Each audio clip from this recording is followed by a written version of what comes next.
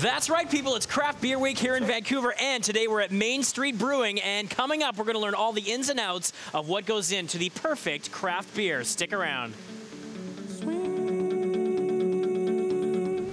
Never too early for Vancouver Craft Beer Week. We're here at Main Street Brewing. Cameron, how long have you guys been at this location right now?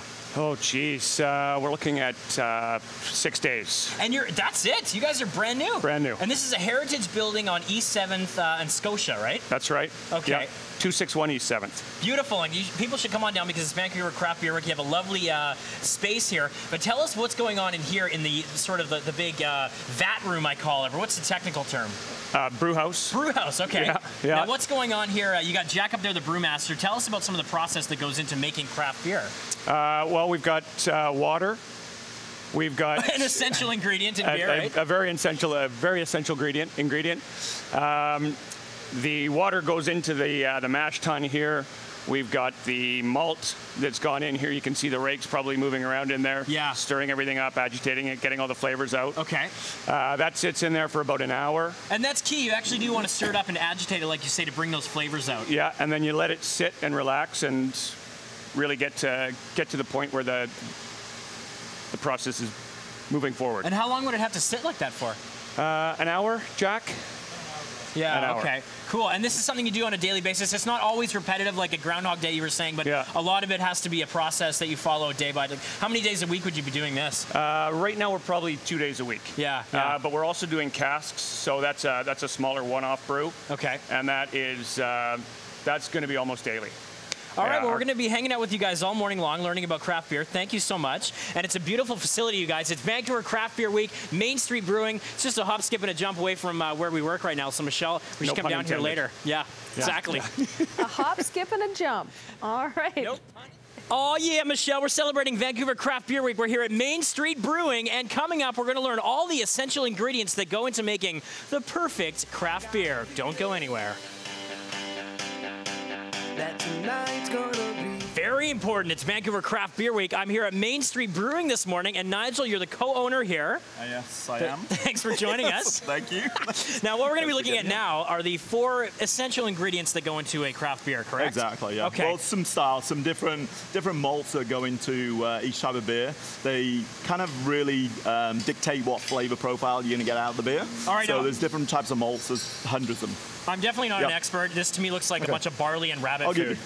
So which is good in itself. You can just nibble on this stuff. You can? Yeah, you can, yeah. So what's this one here? So we have crystal malt. Crystal malt. Crystal malt. All right. Yeah.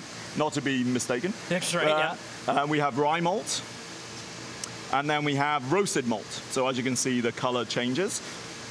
And then here, try one of those. It's called Kiln Coffee. Yeah, you can just chew on it. Just chew on it. Yeah. It's delicious. That is good. Tastes like coffee. So it's like a coffee-infused malt? Yeah, exactly. So imagine like a coffee porter, something like that you would stick a complement of different malts in there to create that. And that's why you want a combination with these beers to get a richness of flavor, right? Exactly. How many different malts typically would you have in a beer? For example, our brown ale takes 7 malts. 7? Okay. Yeah. And then what's this bad boy in the end here? This one is a hop. Okay, that's the hop. Yeah.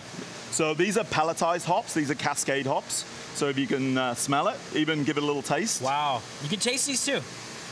Yeah. Really? Have a go. Nice. Yeah. But you see the citrus thing. It's a little piney. It is a little piney, I'm just going to set that down. And you probably taste that for the rest of the day. Yeah. Thanks a lot. Yeah, pleasure. But all these things commingle beautifully to make wonderful beers. Now, if you wanted a really hoppy dark beer, what would you do in terms of the different elements? You would use some of the coffee malts, the roasted malts, ESB malts, and then generally you would dry hop and you would use pelletized hops. Yeah. So you're trying to get that essential oils out of the hops when you go into the boil, basically. Okay. So when it goes to the mash tun, what you were talking about before, when it goes into the boil, then you would add that at different stages, and then that will give you your hop complexity. Excellent. I'm learning so much today. Thanks a lot, Nigel. Pleasure.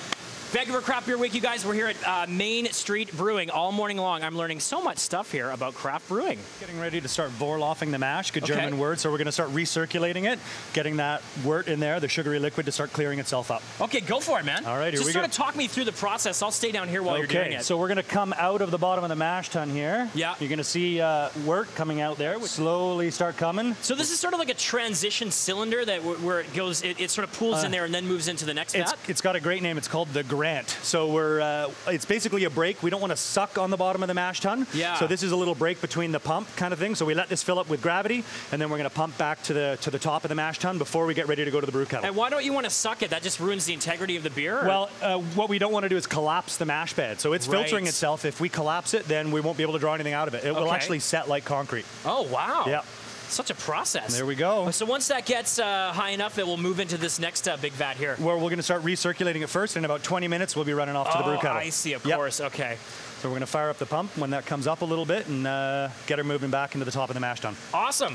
Thanks a lot, man. You get to it, and we won't take any more of your time up. You guys, it's Vancouver Craft Beer Week. We're here at Main Street Brewing, and I'm learning so much about hops, about craft beer, about everything that has to do with beer drinking.